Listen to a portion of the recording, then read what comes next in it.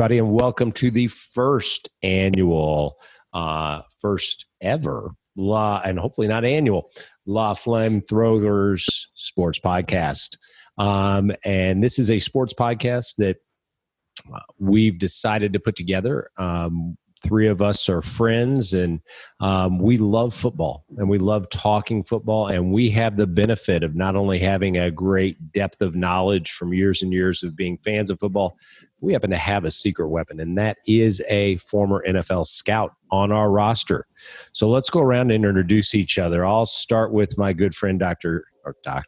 He is the doctor, but Steve True North. Steve, tell us a little bit about yourself.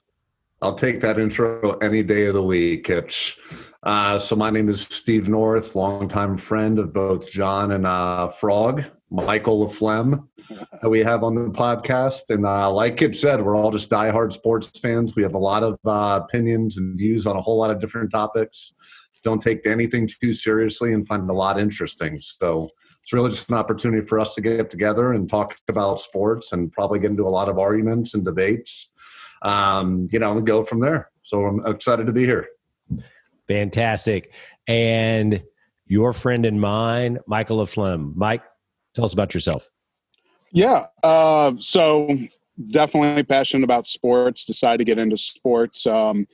Is a livelihood at a young age. Just timing and good luck led me to a lot of different football journeys. So 6 different football destinations over I think a 13-year span, but a lot of amazing memories, knowledge base, and now no longer doing football for a paycheck, but I'm always going to be doing it for a passion.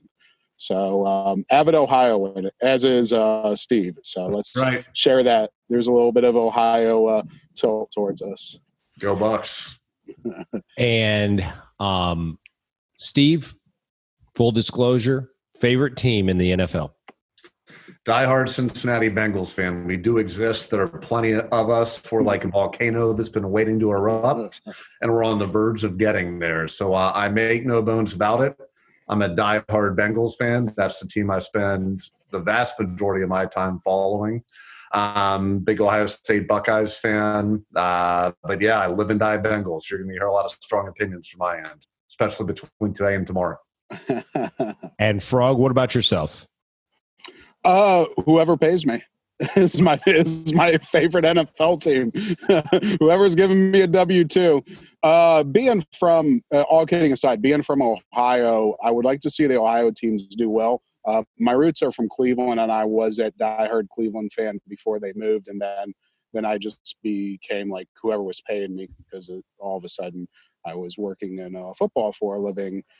Very shortly, during that time when the Browns came back, was my first year in football with Youngstown State, and then it just became about relationships. But I'll find myself on any given Sunday rooting for miscellaneous people, miscellaneous teams at random times, and I'm not against fantasy football. It has nothing to do with fantasy. It just has to do with certain people. And sometimes I'll just root for the story over maybe possibly interests of mine. And I myself am a diehard Indianapolis Colts fan. I went to medical school in Indianapolis and started following them back in the Jim Harbaugh era, and followed them through the Peyton Manning era. Had season tickets when they went 3-13, Peyton's first year, and then decided that it just wasn't worth it to spend that limited resource in medical school. And they went 13-3, and you couldn't get tickets forever. But I have stuck with my Indianapolis Colts and have been able to catch them intermittently here in Lexington, Kentucky. So we're going to try to keep this podcast very directed. We're going to focus on NFL draft, since we are draft eve tonight. With tomorrow being the first round of the NFL draft. Let's start out with a little bit of news and notes, and I'll turn to Steve to cover anything that we've got new. You bet. So, I think there are 2 big stories that we should spend our time briefly discussing that have taken place over the past couple of days. And number one, I think, can best be introduced by a little video clip that I believe Kitch has to get us all excited a little bit. Kitch, if you would. All right. I'm popping that up right now. Yep.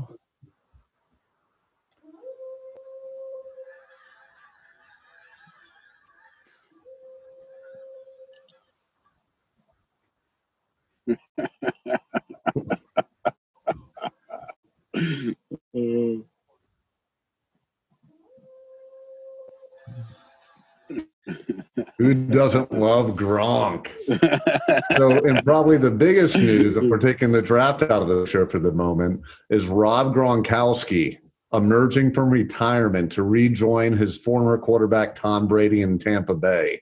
Big news. I think we all know what an absolute freak Rob Gronkowski was on the football field for all the years he played in New England. Stud, retired a little bit earlier than we all thought. I think the assumption was that he did so to preserve mental capacity, physical capacity, etc., which surprises us all a little bit about Gronk. I think it's what we love about him. You know, the guy is he's the friend at the keg party that's running his head through a piece of drywall just to show everybody that he can. And I think that tweet personified it exactly like we wanted it to. He's funny, he's entertaining, he's talented, and he's not New England anymore. He wanted to come back. He told them he wanted to go to Tampa Bay. New England traded him to Tampa for a 4th-round pick. So again, Rob Gronkowski is now a tight end with the Tampa Bay Buccaneers, getting ready to suit it up with Tom Brady. And I'll tell you, I spent a little bit of time listening to New England sports talk earlier today, and their fans are livid. We do not have enough time to play all the great clips that I'd be able to get from these guys, but they are not happy. Suffice it to say, they have completely turned on Gronkowski. That guy is a Patriot no more, and I think you can sense a little bit of the circling the wagons from Patriots fans with Brady and Gronk both leaving, basically claiming they couldn't cut it. I think people are starting to view this as a personality rub between Belichick and some of the star players. But it's big news. So Gronk is back. New England is not happy about it, and stay tuned, because just like that last tweet, our Sundays just got a lot more interesting. The other piece of news that Steve, let me ask you real quick. Let me just jump in. Do you think that Gronk and Brady are going to be in any way close to what they were 2 years ago with the Patriots, or is simply a different system, no Belichick, and time passing going to add up? Yeah, so it's a great question, and that's really the million-dollar question right now, right, that we're going to learn. Was it Belichick? Was it Brady? We've been to that for 20 years, and this is our first opportunity to get a little bit of a glimpse there. I'm a little more sold on Gronk, personally, still being up to speed than I am Brady. I think Brady's a fantastic competitor, the greatest quarterback of our lifetimes, although my answer changes tomorrow night. But he's just getting old. You know, he's been playing for quite some time. I just can't imagine he's got a whole lot left in that tank. Gronk hasn't been playing football for the past couple years. His body has not been taking the beating that most other people are his age. So, you know, we'll see. But I do think Gronk has everything in him to come back and be a very productive NFL tight end. So would I bet on that tandem? Just one man's opinion. But, yeah, I think at this point I probably would. And it's going to be interesting to see what Tampa does in the draft to try to protect those assets. I would have to think they're going to try to go heavy a little bit on that O-line, maybe some receivers to keep Brady upright. Hey, let me ask Frog real quick. I've got a couple of questions. Number one, how are these guys going to fit in Bruce Arians' system, or will he adapt? Number two, how much harder does it get to play football when you're over 40 as a quarterback? And three, what's it like to be out a year and come back? Do you think Gronk's going to be able to pick up where he left off? Yeah, first off, with Arians, he puts players in positions to succeed no matter where he's at. He is always a personnel guy. I'm going to go all the way back. Kitchens, when they went 13-3, you remember who the offensive coordinator was, right? Bruce Arians. Yeah. So, and then he even was successful with the Browns when they had Tim Couch. He has a long track record of putting people in position to succeed. So he'll make it fit. He's also conscientious, like the whole term players coaches. More or less, they can develop relationships with players, and also they know that they can make players better. So that's the other part of players coach that people don't put into place. So he's he might be a hard ass on being demanding, but he's not a hard ass on like exploiting people. So if Gronk isn't able to block like he used to, just to be smarter due to age, or if he wants to play at a lighter weight, which he might want to, or just have his role a little bit different, he's gonna do that. But it's not gonna be about Gronk. There's a lot of different ways that Arians can get guys to be successful. It was no coincidence that they had 2,000-yard receivers last year. I know they threw the ball a lot, but people are going to get theirs. And if they can get a running back that's going to catch it out of the backfield under this system, it's just going to be a lot of fun because Brady knows how to manipulate defenses. So I see it being a wonderful fit, barring any sort of injury. And there won't be ego because the guy who's the GOAT has an ego to win, but not an ego about him doing well for the sake of the team. All right. So the second question, if I could have a quick was reminder Brady's age and being over 40. Yeah. So because he's so smart, he'll be able to maybe mask some of the things he wasn't able to do. What's going to be interesting at his age, if they're not able to protect him as quickly, he might be a little bit quicker in throwing the ball. And then that, I think, will be more the telltale sign of like seeing him not being able to get the ball thrown as far as delivered is the younger age. Like he won't be able to, but he's always been able to mask that. Nobody was like, wow, Brady's got the cannon arm. That was always reserved for other people. What he had was great accuracy and knew how to place it and throw it deep when the opportunities were there to find the matchups. So that part with Brady, I think it's more or less at his age, if he gets whacked a few times, is he going to still be jumping up and down with that fire? And so far we haven't seen anything like he wouldn't. It'll be on the Buccaneers to take care of him. But I mean, two offensive smart people. And also I want to give Harold Goodwin, their offensive coordinator, some love. He and Brady have a relationship dating back to Michigan. I can see nothing but good things if they are able to stay healthy overall. And the third was Gronkowski taking a year off. Is he going to struggle to come back being a year off away from things? I think his role is going to have to change. So he's going to be a matchup nightmare regardless. What's going to be interesting with Tampa Bay and what every offensive coach can do to really make life a living hell is if you line up with two tight ends and then they both have the threat to kind of block, because that evens out the defense and then the coverages all change. And with him and O.J. Howard, that's going to be a real pain in the butt for opposing teams.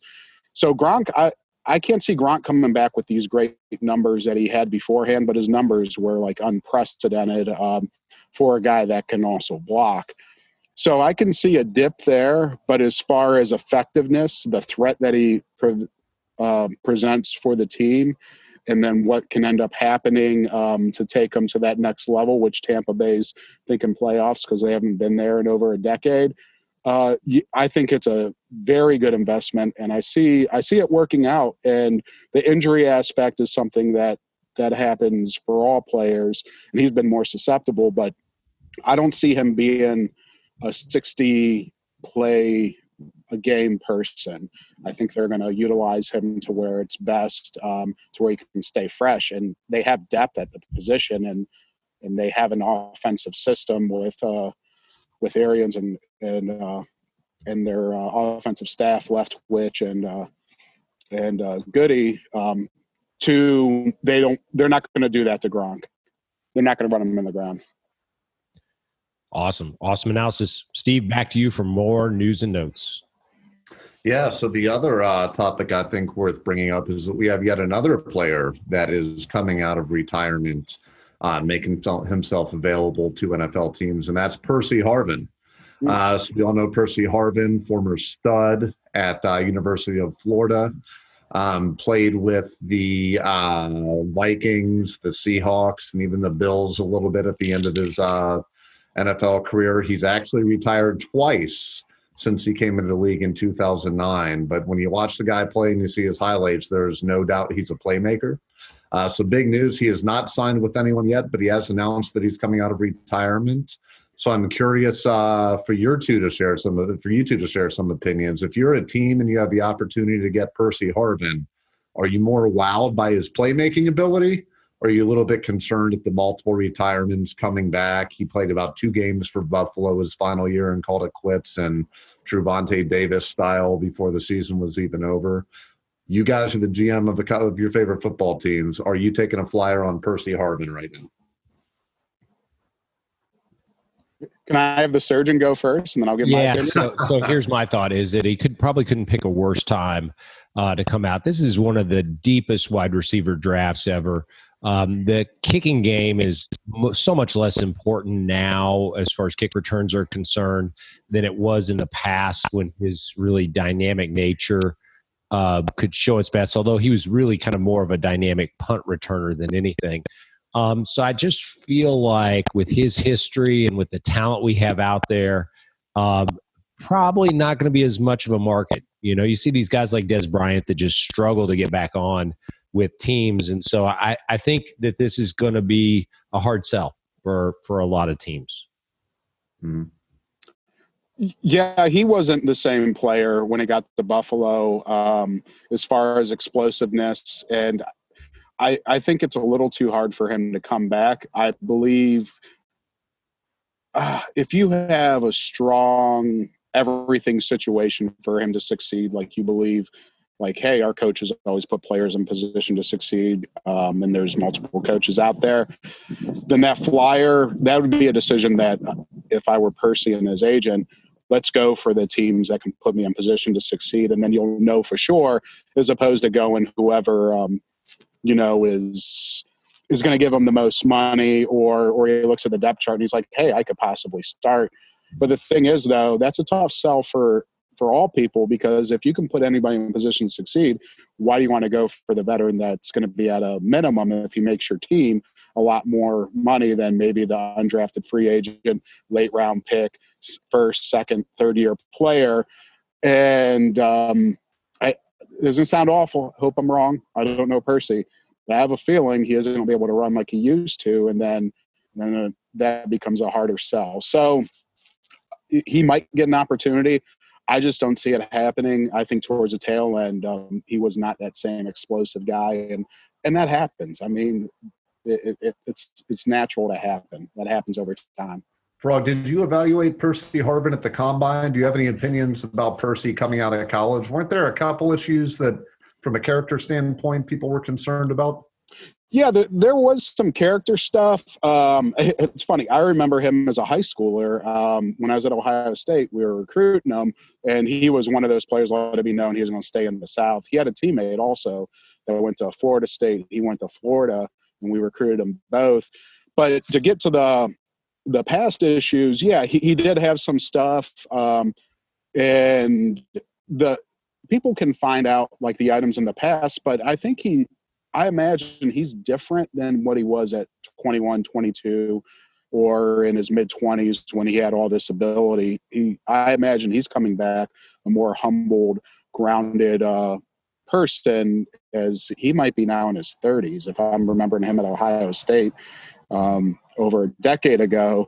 So the past stuff, I wouldn't hold it against him. I think the past issues. So he did have some things, hiccups, but and some people can find it more severe than others. But Minnesota took him in the first because we all knew the same background, and he was productive and got traded.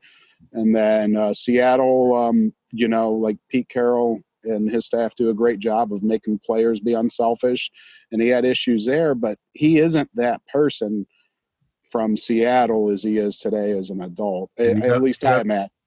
You have no reason to think he is. So you're guessing there's a good chance he's kept himself in football shape. His head's been on straight for the past few years that he's been out, and you're not surprised that he's trying to come back. You think he can do it without missing too much of the beat? No. He's going to miss a lot of beat. Oh, he'll miss a lot of beat. So the personal character stuff I was addressing, as far as the football stuff, he's going to miss a lot. best way to be in football shape is to be playing football. I mean, there's all sorts of people that can have great endurance because they run, or great strength, and they can do all the drills in the world, but it's just different when you're playing that game. And that part, he is an elite athlete. He might be able to pick that up during training camp, but how much time do you want to give a guy that's going to cost more than the veteran minimum? And I just don't think he's going to have that same explosion like he did back when he played. And then the same explosion in pads, even if he shows it in drills, like, is he going to have it in pads? And then there's just a lot of questions. And if he gets an opportunity, I'd imagine he and his agent got to think deeply to take maybe less of what would look like the guarantee. Like, if they look at the roster like, hey, this team doesn't have a lot of wideouts, towards the person that's going to put them in best position to succeed. Okay. And if they get that option, they may not. Right. But I think he's uphill. I think he's battling uphill. Okay. So, Kitch, that's as far as football news goes. The other big news is the draft, which I know you want to segue to here shortly. Yeah, absolutely. Thanks, Steve. So, listen, I think that everybody has a mock draft, and we thought about doing a mock draft, but I think it's better to stay very focused on a couple of the real key issues going into the draft. And one of the biggest things, and the biggest thing at the top of the draft, is quarterback. And I think it's a foregone conclusion that Joe Burrow is going to be the top pick by the Cincinnati Bengals.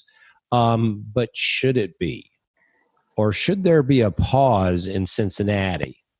So, Steve, make the easy case. Make the case for Joe Burrow. Well, thank you, because you did just throw me a softball. This does not take a whole lot of prep or a whole lot of research.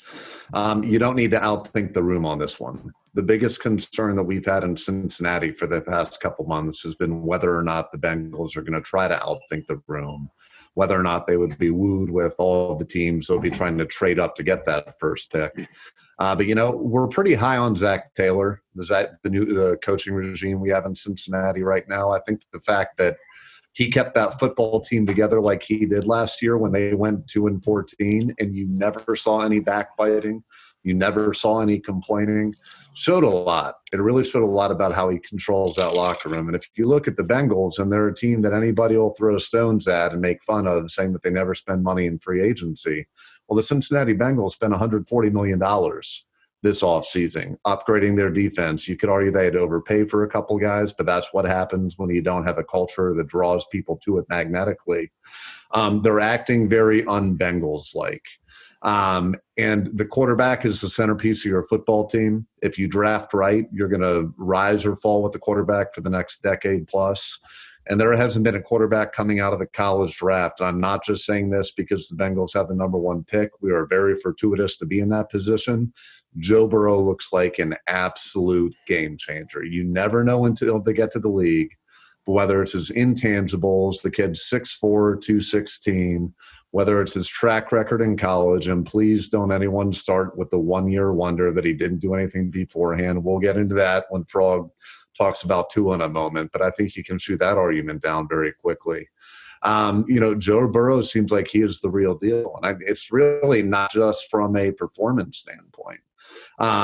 You see what the guy did last year, his senior season at LSU, after only having 1 year in the system beforehand when he transferred out from Ohio State. And it's absolutely unbelievable. If you break down his averages, and you see this on the screen that the kids just threw up there. And I only included Burrow's 2 years at LSU because his time at Ohio State, he never got anything but junk. Oh, no. Oh, well, I guess Steve just lost his point. While we are waiting for Steve to jump back on. Okay. I'll stop the share. While we're waiting for Steve to jump back on, Frog, make the case. Should we just assume that it's got to be Burrow, or is there a narrow margin between he and Tua? It's got to be Burrow. They have to. They have to pick Burrow. They shouldn't overthink it, even if this is where. So when it comes to evaluation, you can try to be all about like, hey, I'm just going to flat out write it unbiased, but damn it, we're all human beings. And for him to be an Ohio kid, Mr. Ohio, Bengals need him. And the character sounds impeccable. And I'm going by the character, what I heard about him at Ohio State, because I live in Columbus. I've been hearing about him for a long time. He barely lost a job to a very talented player in Haskins. And my guess is, I don't know for sure, was we'll just go with the guy that has more years of eligibility than the guy that has less. It sounded like it was almost that razor thin when they made that decision. So I don't want to say that he lost it. They were just making maybe a little bit longer play decision at Ohio State at that time. That's what it felt like. So, yeah, don't overthink it. Take him and ride with him. And and this is where I'm going to stick up for the Bengals, is the Bengals are very loyal, and they are very much so willing to have patience and wait. And they purposely hired Zach Taylor to be an offensive person for the possibility of he might have to get a quarterback in the future if they were to go down. And here it is. And what's going to be awesome about the Bengals, they're going to ride with those two for at least 2 more years together. And I always felt like 20 to 30 games, well, it looks like it's going to be 32 games, barring injury, that we're going to know, like, before the Bengals even think of anything different, and they probably won't. And that's take them, don't look back. I don't care what the things look, and even if they had guys evaluated higher, it doesn't matter. It's the right thing to do. Yeah, where they're at in Cincinnati. Yeah, I completely agree, and I lost my signal for a moment there. But going back to the stats, if you look at what Joe did versus what Tua did, and Tua is a phenomenal quarterback. If Joe Burrow isn't in this draft, I'd be arguing it's a slam dunk that Tua should be the first quarterback taken. But having said that, Tua played in 32 games in the 3 years that he was at Alabama. Granted, his freshman year, he came in at the very end against Georgia. Burrow played in less than that, but their stats are eerily similar, with the exception of Joe throwing for a whole lot more yards and more attempts. Their completion percentage is very similar. Touchdown to interception ratio is impressive for both. Tua might have the edge as far as fewer picks thrown on average, but it's not by a lot. I mean, I think Joe just brings everything to the table. Whether it's, the kid that wins the Heisman that's giving a speech about poverty in Athens County, which anyone from Ohio knows is a very impoverished Appalachian region in the southern portion of the state. Tua is a solid guy as well. But, I've always said that Ohio raises her sons right, and Joe exemplifies that. More than any celebrity or any athlete I've ever seen, because it's genuine, whether it's him caring about the poverty in Athens County. And you could tell this isn't somebody that was handed a speech. You could read the emotion on his face. You could hear it in his voice. On Twitter, he just did a Zoom call with a bunch of employees of the local Lowe's, the blue-collar workers that are out there keeping the store open and keeping the economy rolling as much as they can, while the rest of us are privileged enough to stay at home and get paid.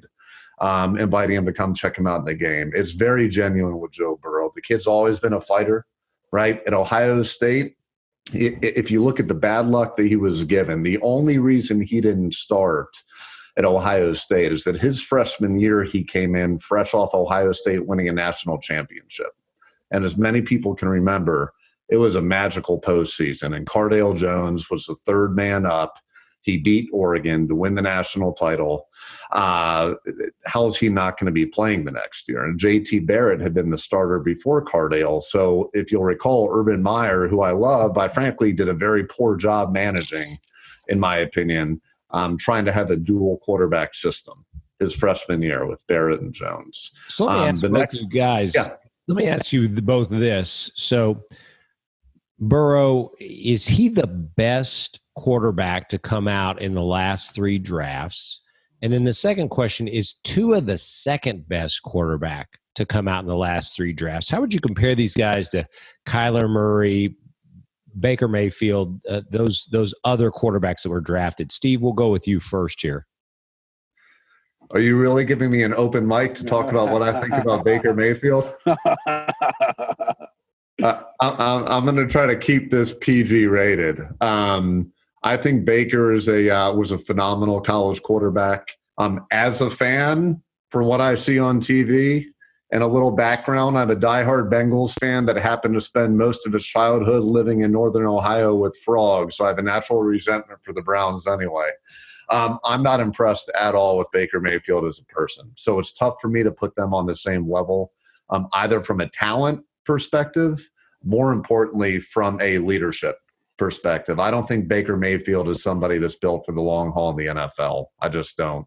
Kyler Murray, I think, is put together better than Baker is between the ears, definitely more athletic. A little too early for me to say whether or not he's going to be a success in the long run, but I think Burrow is more of a prototypical NFL quarterback. He's much taller than both of those guys. He's a more accurate passer than both of those guys. He doesn't have as long of a collegiate track record necessarily. But, yeah, for my money, and I say this objectively, I'm taking Joe Burrow over both of them. And where do you put Tua in the mix of those 4? Personally, I would go right after Burrow. I'm impressed by Tua. I really am. And if I'm ranking those 4, I would go Burrow 1, Tua 2, Kyler 3, and Baker 4. Frog, same question for you. How do you rank those guys in order? And you can throw in Darnold and Allen and those other guys in the class from 2 years ago. I mean, is Patty Mahomes and Deshaun Watson in there?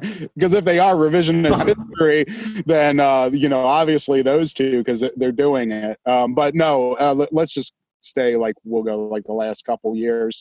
I think it has to go where you're at fit-wise. I think Kyler Murray to Arizona fits better than Burrow would have. But in Cincinnati, for what Cincinnati needs, then Burrow fits better than all of them.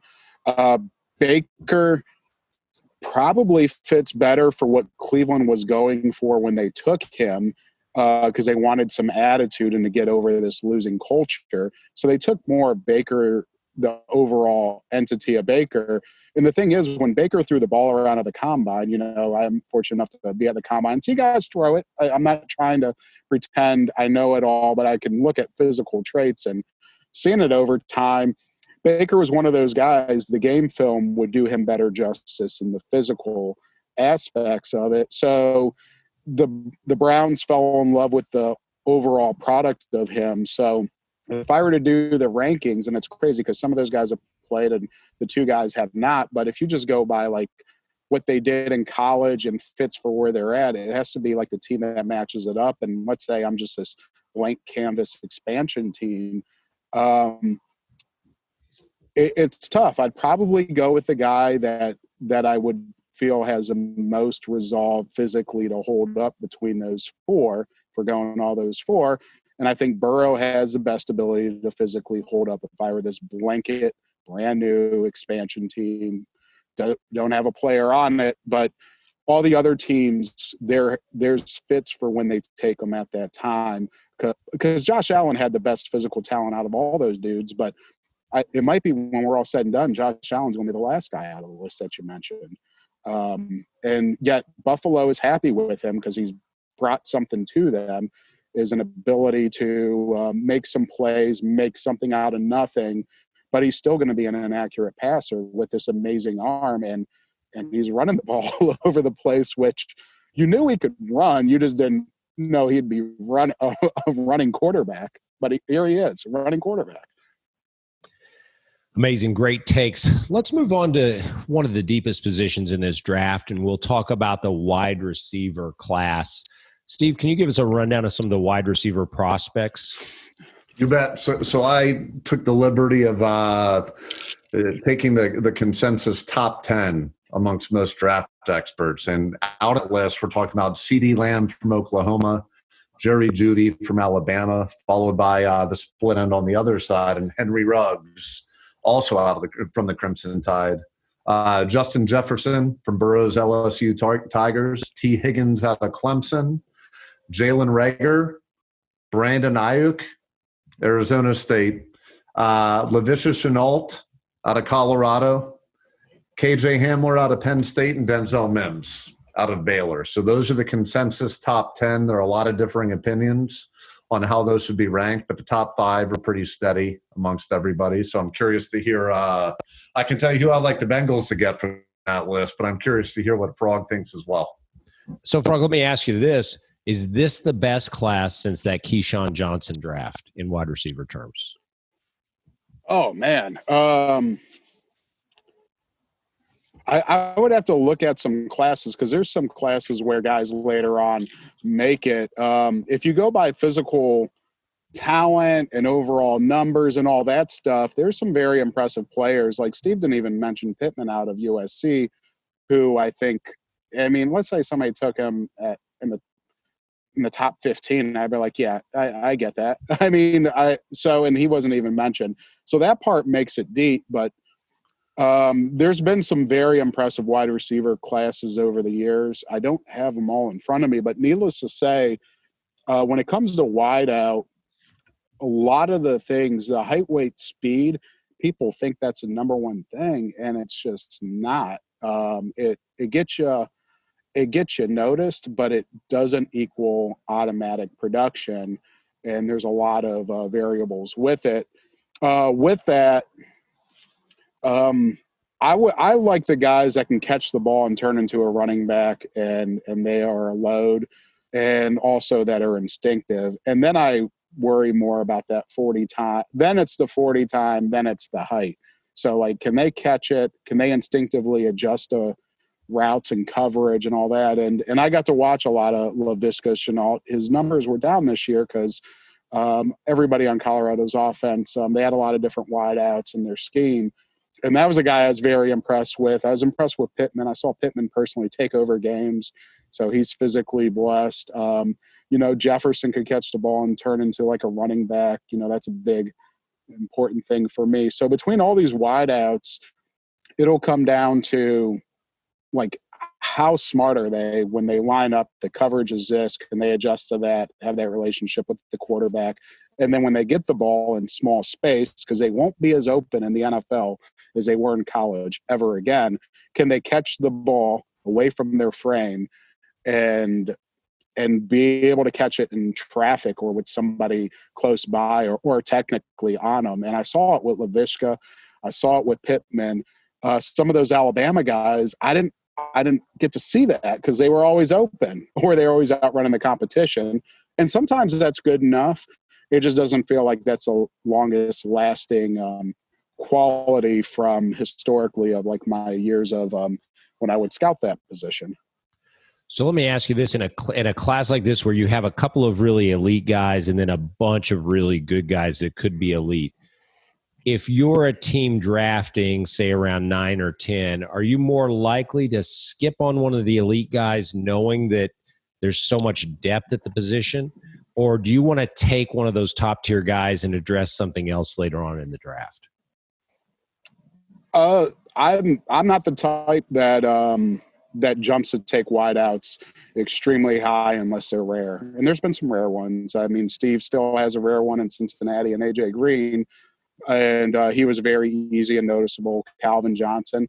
And there's been some guys that you thought were rare that it didn't pan out when they were taken high. But I don't think you should feel that need to take them. The thing is, though, which you'll see in the draft, they'll say, hey, there's a run on this position.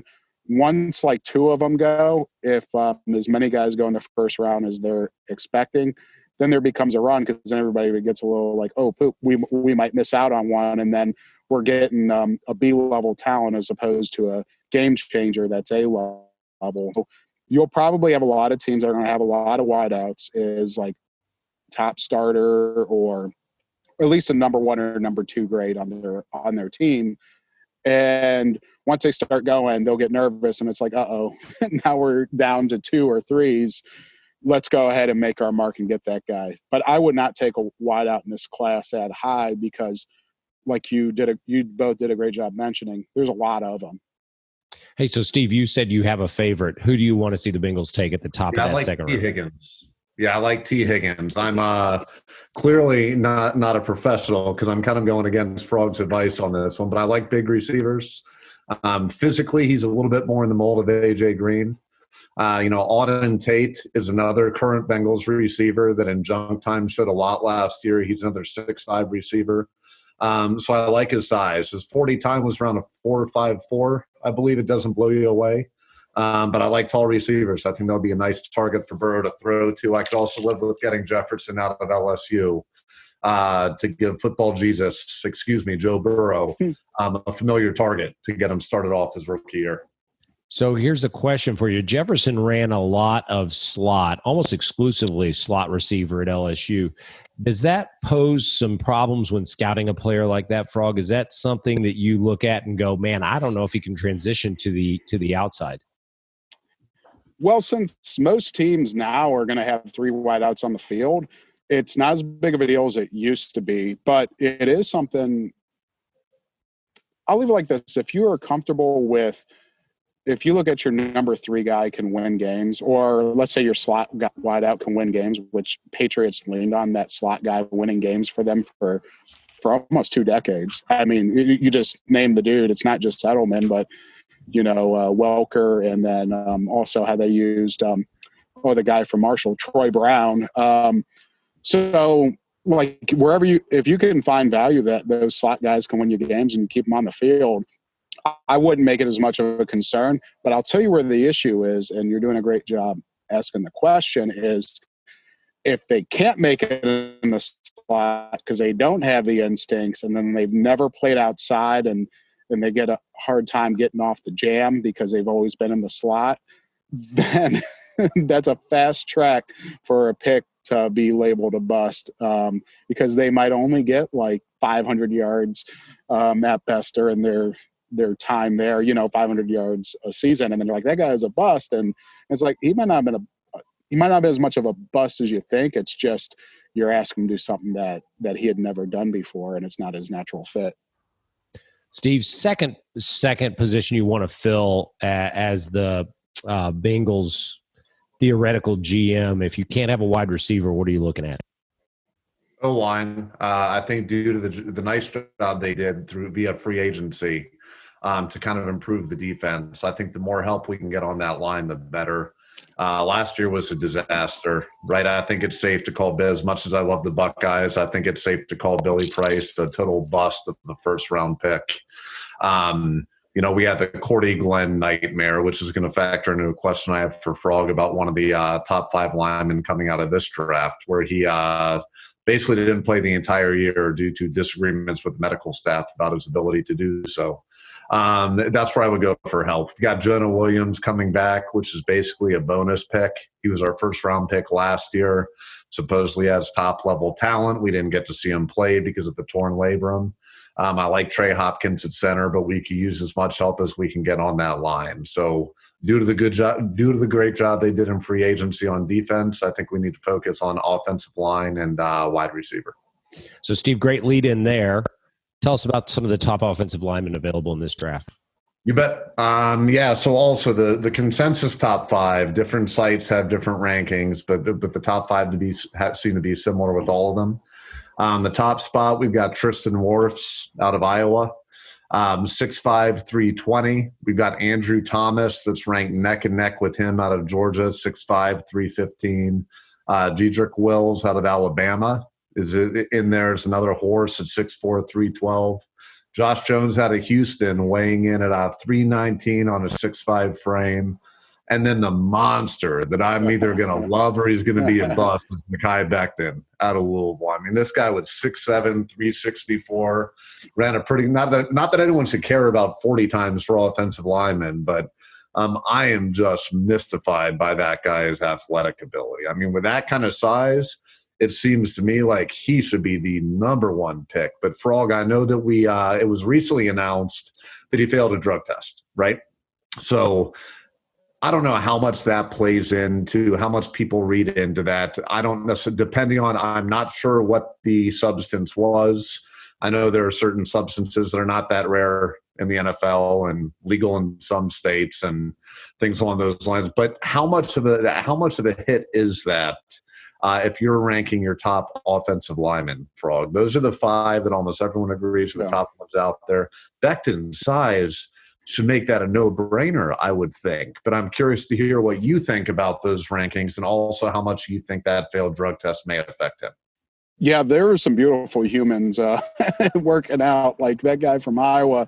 So, like, the good thing is I come into the combine very blind, but then you'll just see guys work out or see them physically up close, and you're like, man, this dude just jumps out. And the guy from Iowa was, like, the one for me, like, he just jumps out. And then so was the guy from Georgia who's the biggest human, like, clean-looking human being I'd ever seen in Thomas, like, meaning – if he walked in the room, he isn't fat. He looks amazing as a bodybuilder.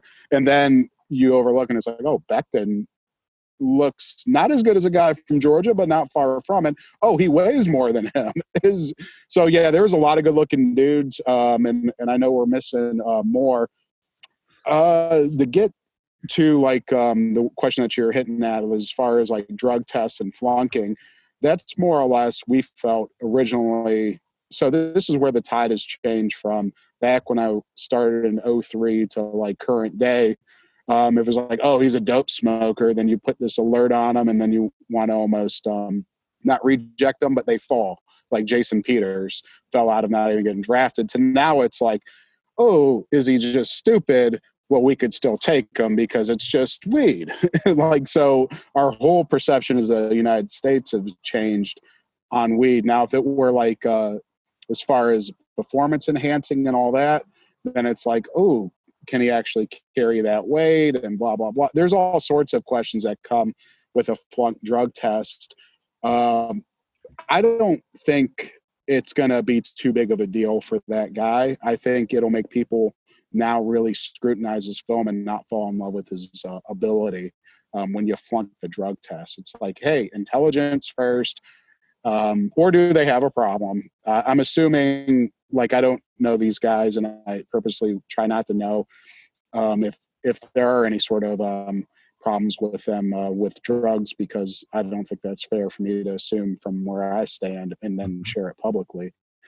But that's where you start off like, are they that stupid to flunk a test knowing that they're going to flunk? And then do they have a problem? And then what is it? And then you just do another look around of like the actual ability, because if it were performance enhancing, it's like, will we not get the same type of player if they show up if they're taking performance enhancing? So, Frog, you saw these guys live and in person. When you see them go through the drills, you know, where they're running and doing lateral movements and stuff, can you discern how they stand out, or do the top guys all look pretty equally adept? So what's happened now with workouts at the combine is they are all trained to do these drills, and now like how people have evolved physically, and this is almost every position, to the point to where there isn't that much of a difference like it used to be in the past, because not everybody worked out as much in the past like they do now. But there are some people that just jump out at you and it's like, holy smokes. And then sure enough, when they jump out, they tend to get taken very high, because if they're jumping out on those drills from a margin that's razor thin, then people are going to fall in love with that. And they probably had backed it up with film because they were elite before the season started than during the season. As far as doing all those kick slide drills during the combine and all that, it's worthless. I'm sorry, that's a hot take. Worthless, because they're not blocking anybody. But there is something nice to be said when somebody runs a good 40 on a big size, because that lets you know they might have a little extra athletic ability than you anticipated. And historically, I remember because O-line was like a lot of my baby that I really loved and so on. It just really matches up. If a guy runs a very good 40 and has played well, they might be a little bit extra better athlete than the next tier of professional. So just keep an eye on that. But all that kick slide stuff, punching, great for the NFL Network.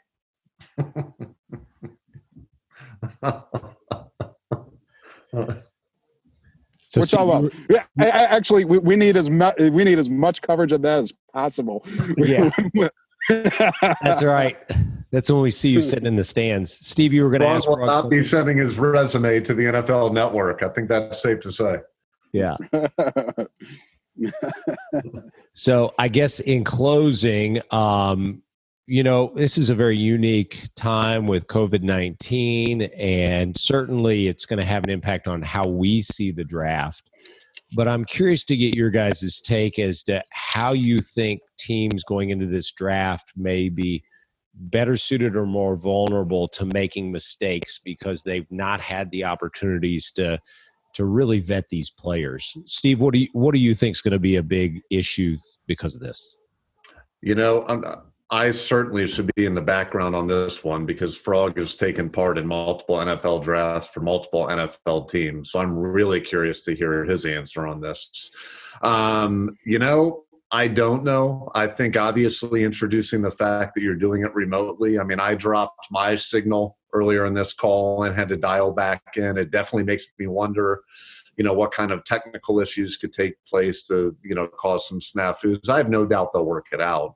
But otherwise I don't see it, impacting it a whole lot. We don't get the pomp and circumstance. We don't get to see Joe Burrow and Andrew Thomas and Mekhi Becton ride across the lake at the Bellagio to step up on stage and, get handed their new jersey and hat. And that's always disappointing because it's fun to do. But from a functionality standpoint, from a pedestrian's perspective, I would have to think you're still seeing the players come off the board. You're still communicating with your team just in a different manner, and you still have your own draft board. So I would have to think the staples stay the same. But again, I'm watching on TV either way, like I have every other year. So I'm curious to hear Frog's take. Yeah, this is this is coming from, I guess, the scout perspective, and then again, I wasn't a director or higher up scout by any means. This is really sad for those guys. Now, keep in mind, the first round was always about head coach, GM, ownership relationship. And yes, you put in the work as a scout, but that decision was above every area scout for almost every team. Not every team, but almost every team. So that part, first round, won't be as big of a deal. Probably because there's a night, then you get to restack your board for rounds 2 and 3. That might not be as big of a deal for rounds 2 and 3, but the rest of it for rounds 4 through 7, it depends upon the organization that you have. And there are some organizations I was with, man, those scouts were invaluable to give their opinion, especially the place that I thought did it the best. Where the area scout was very much so basically the director of his area, and that's how they can get some steam and how some of those guys get picked in those rounds 4 through 7 that make it. And the other very big part, and this will be probably another conversation that we can go into more length in the next couple of days, is the undrafted free agency. That is going to be a hot mess, and that is how you can really sneak some very good players and build your team and make it strong. And that separates you from being that 4-12 team to that 7-9 team just on talent. If you can get 1 to 4 players that make your team all the money that you save, and if they end up becoming players, well, holy smokes, like that is a part that's going to be very affecting. So Thursday night won't be as big of a deal. Friday night won't be as big of a deal. After that, their franchises are going to be suffering some, and you'll have to have a lot of trust, an amazing GM head coach that they can very much so evaluate talent, because they're going to have to do a lot of this stuff on their own, because it's just hard to get all those voices in, because you won't be able to have that scout to truly jump on the table and sell that player to that coach if you are an organization that valued your scout to make those basically to push a guy over the line to the correct decision.